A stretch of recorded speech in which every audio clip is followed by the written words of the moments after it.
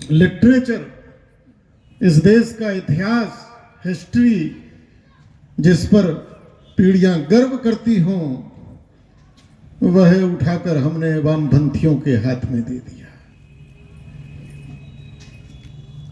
भारत का इतिहास मात्र रह गया अकबर महान था,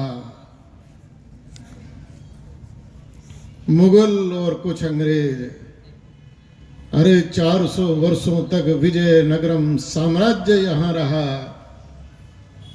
4 लाइन इतिहास में नहीं है। 350 वर्ष चोल साम्राज्य यहां रहा। दुनिया में आज तक इतनी बड़ी नौसेना नहीं है जितनी बड़ी चोल वंश की थी। कौन सा ऐसा समुद्र का द्वीप था जिस पर चोल वंश का साम्राज्य नहीं था? दुनिया का सबसे बड़ा अंकुर वटबंध कंबोडिया में जिस शासक ने बनवाया, 2 साल पहले हम लोग गए थे। 350 साल जिसने साम्राज्य किया, स्वर्णिम समय 3.5 लाइन इतिहास में नहीं बची। केवल वो मुगल और कुछ काल ये अंग्रेज इतिहास थे। और तीसरा एक और है जिससे संस्कृति चलती है, धर्म चलता है, परंपराएं चलती हैं, इतिहास चलता है। पहले नाटक होते थे, नौटंकी होती थी, रास होते थे, रामलीलाएं होती थी। लाखों वर्ष पुरानी राम की गाथा को रामलीला ने आज तक जीवित रखा। अरे किताबें पुस्तकें तो हवाई है। महात्मा गांधी जैसा व्यक्ति भी ये लिखते हैं कि मेरे जीवन में सत्य का महत्व कहां से आया? बोले बचपन में मैंने नाटक देखा था सत्यवादी श्री हरिश्चंद्र का। धीरे धीरे क्या हुआ कि ये जो नाटक नौटंकी थी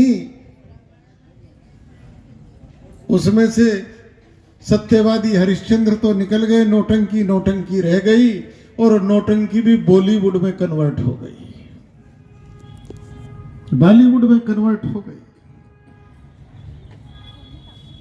और बॉलीवुड पे कब्जा हो गया जिहादियों का, अंडरवर्ल्ड्स का।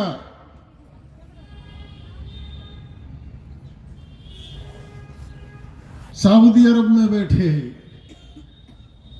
मुसलमान अंडरवर्ल्डों का पैसा वहां लगता है और हमको क्या दिखाया जाता है? आप लोगों ने एक पिक्चर देखी होगी, देखी तो हमने भी थी भाई, जिसका नाम था शोले। देखिए भाई, एक बार राहुल गांधी का बयान निकल गया था कि मंदिर में तो लोग लड़कियों को छेड़ने जाते हैं। मैं मेरठ में था, पत्रकारों ने मुझे पकड़ लिया, बोले महाराज जी आपका क्या कहना है? राहुल गांधी जो कह रहे हैं मैंने कहा बिल्कुल सच कह रहे हैं, सत्य कह रहे हैं। अरे आप ऐसा कह रहे हो? मैंने कहा हमारे घर का बालक जो देखेगा, जो सुनेगा, वही तो कहे, वही तो जानेगा। वह शोले पिक्चर, उसमें 2 लोगों ने काम करा। जानते हो कौन कौन है? बताइयो। हैं? अरे भैया, एक सलीम खान,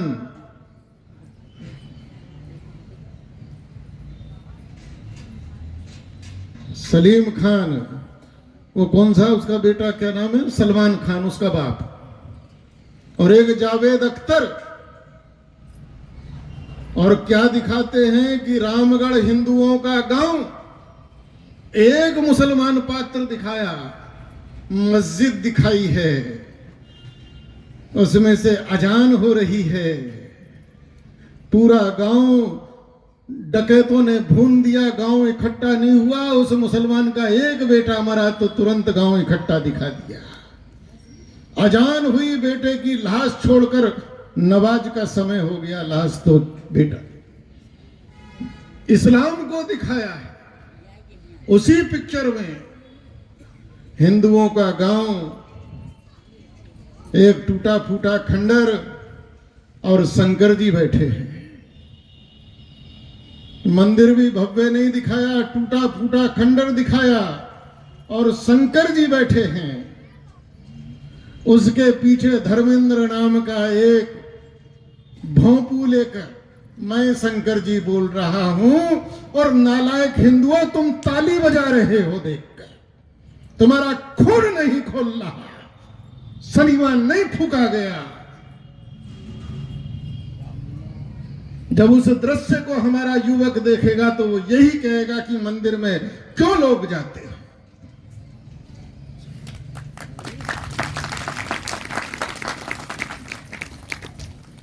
भगवत गीता की आराधना आत्म साधना के लिए बाद में करना, पहले लोक साधना के लिए करो।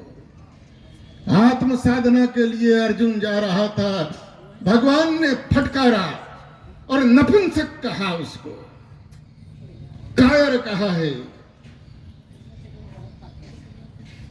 धर्म, हमने कहा धर्म की जय हो, यही तो हमने नारा दिया। अरे धर्म है क्या? तुमने तिलक लगाया ये धर्म नहीं है, तुमने घंटी बजाई ये धर्म नहीं है, तुम मंदिर गए या नहीं गए ये धर्म नहीं है, तुमने शंकर जी को लोटा भर के जल चढ़ाया ये धर्म नहीं है। धर्म है धार्य इति ही धर्मा, धारण करने योग्य जो आचरण है वह धर्म है। और धर्म ना हिंदू होता है ना सनातन होता है। भगवत गीता का प्रारंभ हिंदू धर्म क्षेत्र कुरुक्षेत्र नहीं हुआ, सनातन धर्म क्षेत्र कुरुक्षेत्र नहीं हुआ, इस्लाम धर्म क्षेत्र कुरुक्षेत्र नहीं हुआ, केवल धर्म क्षेत्र। 32 या 34 बार गांगे जी जाते जानते होंगे धर्म शब्द आया है। धर्म के ना आगे कुछ है ना पीछे कुछ है। धर्म कदापि दो नहीं हो सकते। धर्म सदैव एक रहेगा। और जिस दिन प्रकृति बनी, जिस दिन सृष्टि बनी, धर्म उसी दिन बन गया। अगर यहां पहाड़ बना, पर्वत बना, तो पर्वत का धर्म प्रकृति ने सुनिश्चित कर दिया। वृक्ष बना तो वृक्ष का धर्म सुनिश्चित कर दिया। नदी बनी तो नदी का धर्म सुनिश्चित कर दिया। जल का धर्म, अग्नि का धर्म, व्योम का धर्म। इसी प्रकार से जब मनुष्य बना तो मनुष्य का धर्म भी सुनिश्चित कर दिया गया। धर्म का पूजा पाठ से कोई मतलब नहीं है। पूजा पाठ आपकी आंतरिक व्यवस्था के लिए हो सकता है, लेकिन कहा गोस्वामी जी ने कहा, धर्म न दूसर सत्य समाना, परहित सरिस धर्म नहीं भाई। धर्म क्या है? मनु जी महाराज ने कहा, लक्षण बताए गए। धृति क्षमा दमो अस्तेयम शौचम इंद्रिय निग्रह,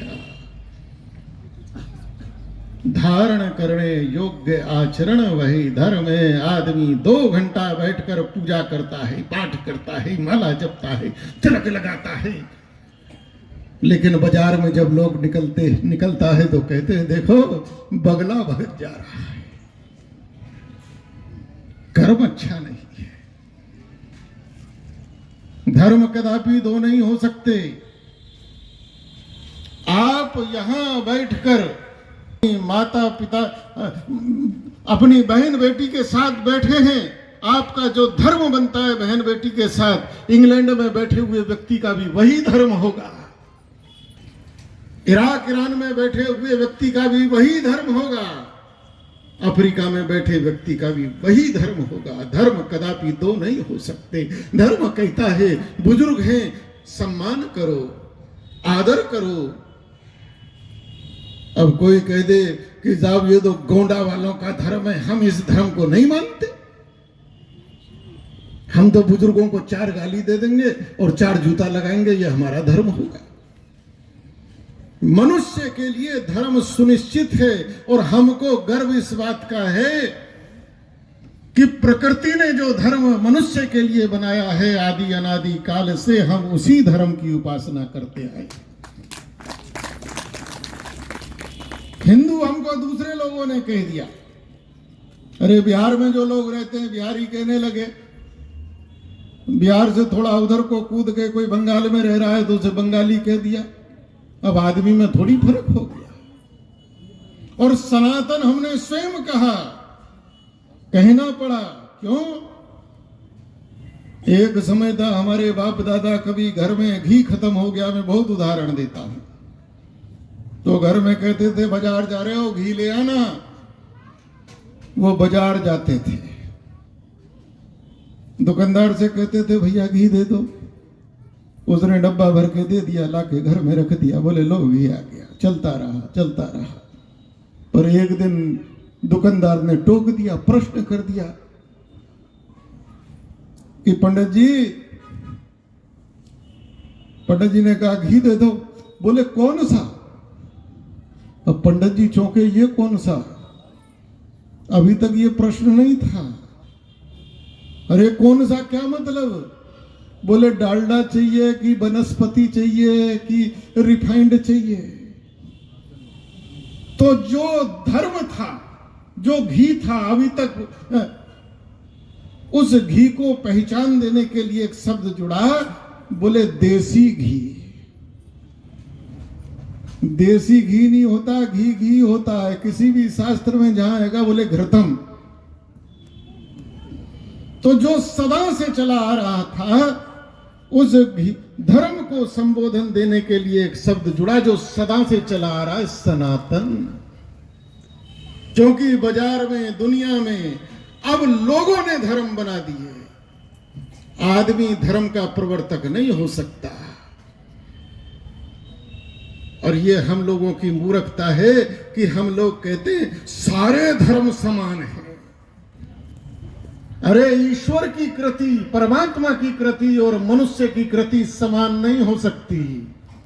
जिस धर्म के हम उपासक हैं, वह धर्म ईश्वर ने रचा है, परमात्मा ने रचा है। और वही धर्म कहता है कि प्राणियों में सद्भावना हो, विश्व का कल्याण हो। वह धर्म ये नहीं कहता कि मेरा कल्याण हो, मेरे परिवार का कल्याण हो। लेकिन मनुष्य ने जो धर्म बना दिया, वह धर्म क्या कहता है? बोले जो इस्लाम को ना माने वो क्या है? अरे जोर से बोलो, डर क्यों रहे हो? काफिर। और कहा गया है कि काफिर को तुम जितना तड़फा के मारोगे, उतना ही खुदा अल्लाह ताला तुमसे प्रसन्न होगा, उतने ही जन्नत के द्वार तुम्हारे खुलते चले, जितना तड़फा के मारोगे। क्या ये धर्म हो सकता है? नहीं। आज इसी से लड़ना है। अर्जुन ने जब रख दिया, धर्म क्या कहता है? धर्म के साथ एक चीज और जुड़ती है, नीति। अगर धर्म के साथ नीति नहीं जोड़ोगे तो हिंदुओं, तुम्हारी जो दशा आज हो गई है, इससे भी बदतर दशा होगी अगर हम केवल धर्म पकड़े रहे और नीति हमने छोड़ दी। धर्म का उपदेश अर्जुन को किया, कर्ण के रथ का पहिया फंस गया, कर्ण उतर के रथ का पहिया निकाल रहा है और अर्जुन धर्म का पालन कर रहा है। धनुष बाण नीचे कर दिए। बोले युद्ध का यही धर्म है। उस समय यही होता था। सूर्य उदय हुआ, दोनों सेनाएं खड़ी हो जाती थी, शंख बज जाता था, बिगुल फूक जाता था, मारकाट शुरू हो गई। और सूर्यास्त हुआ, शंख बोला, सब बोले अब युद्ध बंद, सूर्यास्त हो गया है। और तब पांडव पक्ष के लोग कौरव पक्ष में जाते थे, कौरव पक्ष के लोग पांडव पक्ष में आते। सब रिश्तेदार थे आपस में, भैया परिवार के लोग थे। एक दूसरे के चाय पीने जाते थे और फिर कहते थे, ओहो आज हमने ज्यादा देखो कैसे बाण चलाए, आप कितने घायल हो गए हो, लो हम मल्लम लाए जरा लगा लो। वो युद्ध उस समय का वैसा था।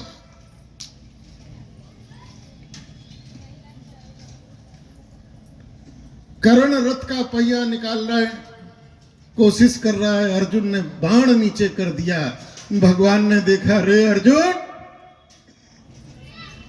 बोले धर्म का पालन कर रहा हूं। बोले ये 18 अध्याय मैंने तेरे को बेकार सुनाए क्या? बोले यही समय है। बोले अधर्म हो जाएगा। बोले 18 अध्याय फिर सुना दूंगा, लेकिन इस समय अगर तूने ये कर दिया तो धर्म रहेगा, और नहीं किया तो फिर धर्म नहीं रहेगा। नीति यही कहती है, उठा और संधान कर। इस देश के अंदर पृथ्वीराज चौहान धर्म का पालन करते गए। 17 बार गोरी को माफ किया। महाराज जी को तो पूरा इतिहास पता है। अब इसे पृथ्वीराज चौहान की महानता कहें कि मूर्खता कहें, भैया अभी तक भारत भुगत रहा है। हम अभी तक भुगत रहे हैं, कमर सीधी नहीं हुई। अरे एक बार माफ कर दिया ठीक था, दूसरी बार अगर गर्दन मरोड़ देते तो आज भारत का स्वरूप कुछ और होता।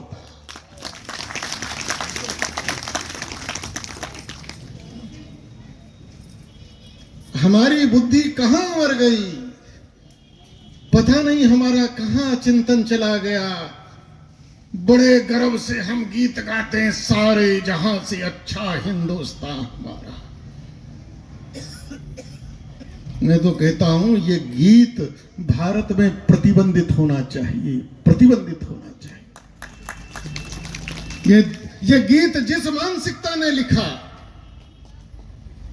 वो इकबाल भारत में नहीं रहा, पाकिस्तान चला गया। और वो लिखता है, मुस्लिम है हम, वतन है सारा जहां हमारा। वहां जाकर उसने लिखा, हमने कभी इस गीत पर विचार करा? वह इकबाल लिखता है कि हम बुलबुले हैं इसकी, यह गुलिस्तां हमारा। बहनों भाइयों, संसार में कोई भी बुलबुल बगीचा नहीं लगाती है, कोई भी बुलबुल बगीचे को खाद नहीं देती, पानी नहीं देती, सींचती नहीं है, रखवाली नहीं करती है। बगीचा तो माली लगाता है, रोज आकर देखता है। पूस में पाला पड़ेगा, पौधा सूख ना जाए, लाकर फूस से उसे ढकता है। कोई एक पत्ती तोड़ दे तो दिल पर चोट होती है, उसे सींचता है, पालता है, बड़ा करता है। कोई भी बुलबुल बगीचा नहीं लगाती है। बुलबुल कब आती है? जब बगीचे पे बाहर आती है, बोर आता है, वह बगीचा बाहर से लद जाता है, उस पर सौंदर्य होता है, उस पर ऐश्वर्य होता है। तब न जाने कहां कहां की बुलबुलें वो आती हैं और बगीचे को नोचती हैं, बगीचे को उजाड़ती हैं, और जब उजाड़ देती है तो वहां टिकती नहीं है, चली भी जाती है। इकबाल ने बिल्कुल ठीक लिखा। वो जिस मानसिकता का था, वो भूखे नंगे कबीलों में रहने वाले, रोटी खाने को नहीं थी, पहनने को कपड़ा नहीं था, भारत रूपी बगीचे का ऐश्वर्य लूटने के लिए, मकरंद लूटने के लिए, यहाँ राम जन्मभूमि के मंदिर का वैभव लूटने के लिए, सोमनाथ जैसे मंदिर का वैभव लूटने के लिए आए और नोच नोच के चले गए। हम इस देश की बुलबुल नहीं हो सकते, हम इस देश के माली हैं, माली हैं, माली। हम इस देश को नोचने वाले नहीं हो सकते। लेकिन हम गाए जा रहे। कितने मूर्ख हैं हम लोग। भगवत गीता, हम धर्म के, दुनिया में दूसरा कोई धर्म नहीं है। दुनिया में दो धर्म उस दिन होंगे जिस दिन दुनिया को बनाने वाले दो हो जाएंगे। जब तक एक है तो धर्म भी एक रहेगा। धर्म कदापि दो नहीं हो सकते। और धर्म वही है जिसे हम सनातन कहते हैं, या जिसे हम वैदिक कहते हैं, या जिसे हम हिंदू कहते हैं। इसके अलावा संसार में कोई धर्म नहीं है, और इसका हमें गौरव होना चाहिए। और अंत में मैं बोलने को तो बहुत, लेकिन गांगे जी यहां बैठे हैं, और गांगे जी चाहे तो 12 घंटे भी अनवरत बोल सकते हैं। अथाह ज्ञान का भंडार है, और ज्ञान का भंडार नहीं, अंदर अग्नि भी पूरी है।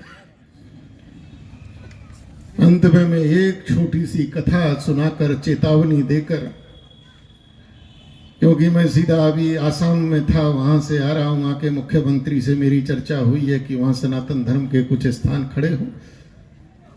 पहले तो आराम से यहाँ हमने कहा था कि आराम से यहाँ रहेंगे, रात को जाके अयोध्या रुकेंगे, अगले दिन लखनऊ से फ्लाइट लेंगे। लेकिन बीच में ये बाबा बनारस का कार्यक्रम आ गया है। देखो समय बदल रहा है। एक समय वह था, आज सुबह हम राम मंदिर का वो पूरा हमको दिखाया जा रहा था। रामलला की बड़ी कृपा हुई कि जहां उनका गर्भगृह, जहां बैठेंगे वहां हम गए थे आज उस पर चढ़कर। एक समय था जब मंदिर तोड़ा जा रहा था आंखों के सामने, मीर बाकी कभी तोड़ रहा होगा, और हम थर थर कांप रहे थे। कितने हम असहाय थे, कभी सपने में नहीं सोच सकते थे। लेकिन आज समय ने चक्कर बदला। आज दुनिया का सबसे भव्यतम, चक्रवर्तियों का भी चक्रवर्ती सम्राट श्री राम का मंदिर बन रहा है, और हम सीना ताने। जय जय श्री राम। और इसी प्रकार से बाबा विश्वनाथ का क्या भव्यतम स्वरूप बनकर आया है। कल देश के प्रधानमंत्री उसका उद्घाटन करेंगे, और देश के सभी प्रतिष्ठित संतों को उन्होंने आमंत्रण दिया है, हमको भी बुलाया है। और विशेष रूप से अभी रात को 9 बजे यहाँ से हम बस भागेंगे, आदरणीय हमारे योगी जी ने और कहा कि महाराज जी कुछ प्रमुख संतों के साथ, 10-12 संत हैं, उनके साथ हमें बैठना है। प्रधानमंत्री जी ने कुछ विषय रखे हैं, तो इसलिए मैं गांगे जी से पहले बोल के निकल भी जाऊंगा। लेकिन एक चेतावनी, एक सावधान, सतर्क हो जाओ। भगवान कृष्ण का 18 अध्याय यही है। हमने जो मूर्खता की है, आज पत्रकार आए थे, मैंने बड़ा स्पष्ट कहा कि इस देश के अंदर हिंदू और मुसलमान को भाई कह दिया। अरे भाई कहां से भाई हैं? कोई रिश्ता बताओ। इस्लाम कहां पैदा हुआ? इस्लाम की शिक्षा में हम काफिर हैं, हमें मार देना चाहिए। लेकिन उस समय के हमारे जो गयासुद्दीन गाजी की औलादें रही, उन्होंने कह दिया हिंदू मुस्लिम 2 भाई हैं, मिलके नहीं रह सकते, इनको अलग अलग कर दो भाई, शांति हो जाएगी। देश का विभाजन गलत हुआ, कोई अधिकार उनका नहीं, फिर भी हुआ। मुसलमानों को पाकिस्तान बांग्लादेश मिल गया, भारत में अब क्या कर रहे हैं? क्यों रह रहे हैं? किस अधिकार से रह रहे हैं? हमारे घर का बंटवारा हो गया, वो अब भी घुसा हुआ है। क्यों है? किस अधिकार से है जब तुम्हें बांग्लादेश पाकिस्तान मिल गया? ये प्रश्न आज सोसाइटी को, समाज को उठाना पड़ेगा, खड़ा करना पड़ेगा। लेकिन हमारे उस समय के लोगों ने गलती की, और गलती की इसका मतलब ये नहीं है कि हम सीने से लगा लें। गलती की का समाधान भी करना चाहिए। हमारे पूर्वजों ने क्या गलती की, बिल्कुल वैसी गलती की। एक आदमी घूम रहा था जंगल में, एक अजगर का बच्चा मिल गया, उसे दया आ गई। बोले दया धर्म का मूल है। मैंने पहले ही कहा कि हमने धर्म के साथ नीति उपयोग नहीं करा। हमने कथाएं भी ऐसी ऐसी सुनाई। बोले एक बाबा महात्मा नदी में उतरे स्नान करने, देखा एक बिच्छू जो है बह रहा है। महात्मा जी को दया आ गई। उसने गीता पढ़ रखी थी, रामायण पढ़ रखी थी। बोले ये बहरा डूब जाएगा, उसे निकालने लगे। जैसे ही निकालने को पकड़े, वो डंक मारे, हाथ फड़फड़ाए, फिर छूट जाए, फिर उठाए, फिर डंक मारे, बार बार डंक मार रहा, डंक मार रहा। किसी ने देखा, अरे बाबा ये बार बार आपको डंक मारता है, आप क्यों बार बार इसे पकड़ते हो? बोले भैया डंक मारना इसका स्वभाव है और दया करना हमारा स्वभाव है। जब ये अपना स्वभाव नहीं छोड़ रहा तो हम क्यों छोड़ दें? अब इसे मूर्खता कहें कि महानता कहें, शरीर में जहर घुसा रहे हो। यही नीति है, शुक्र नीति है, विदुर नीति है, चाणक्य नीति है। इतनी नीति शास्त्र बने हैं कि तुम्हें अगर बचाना है तो ये डंक क्यों मरवा रहे हो? एक लकड़ी लो, लकड़ी पे बैठाओ, फेंक दो। यह नीति है। जंगल में अजगर का बच्चा मिल गया। बोले ये पता नहीं जंगल में कैसे जिएगा, इसे ले चलता हूं, दूध दूध पिलाऊंगा, जी जाएगा। इसकी माँ कहीं दिख नहीं रही, वो उसे घर में ले आया। अजगर का बच्चा पल गया, बड़ा होने लगा, घर में सबके साथ घुल मिल गया। कभी हाथ पे बैठ जाए, कभी यहाँ चढ़ के बैठ जाए। 2-3 लोगों ने टोका भी, अरे ये कहाँ तो अजगर ले आया? बोले बहुत सीधा, कुछ नहीं कहता, बहुत सीधा, देखो ना। एक दिन कोई महात्मा आ गए हंस जी जैसे, उन्होंने देखा, अरे नालायक तूने ये अजगर क्यों पाल लिया? कैसे पाल लिया? ये अजगर घर में पालने वाला है? अरे महाराज बहुत सीधा है, देखो ना बिल्कुल। बोले ये सीधा विधा कुछ नहीं है। बोले महाराज ये तो कभी मेरी गोदी में बैठता है, ये बैठता है, बच्चों के साथ खेलता रहता है, और रात को जब मैं लेटता हूं तो मेरे साथ ही लेटता है।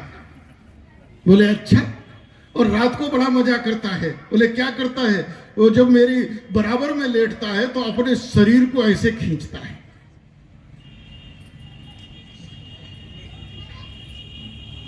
महात्मा जी ने कहा, नालायक, बेवकूफ, कमबख्त, ये शरीर को ऐसे नहीं खींच रहा, ये तेरे शरीर से अपने शरीर को नाप रहा है, और ये केवल इस प्रतीक्षा में है कि मैं कब इसके बराबर हो जाऊं, और जिस दिन इसके बराबर हो जाऊं इसे पूरा का पूरा हजम कर जाऊं। हमने भी इस देश के अंदर एक अजगर पाल लिया है। हमारे राजनीतिक दल वोट के लालच में दूध पिला रहे हैं उसे, अल्पसंख्यक के नाम पर भर भर के उसे खजाना दे रहे हैं। लेकिन जब भारत क्रिकेट में हारता है तो पटाखे फोड़े जा रहे हैं।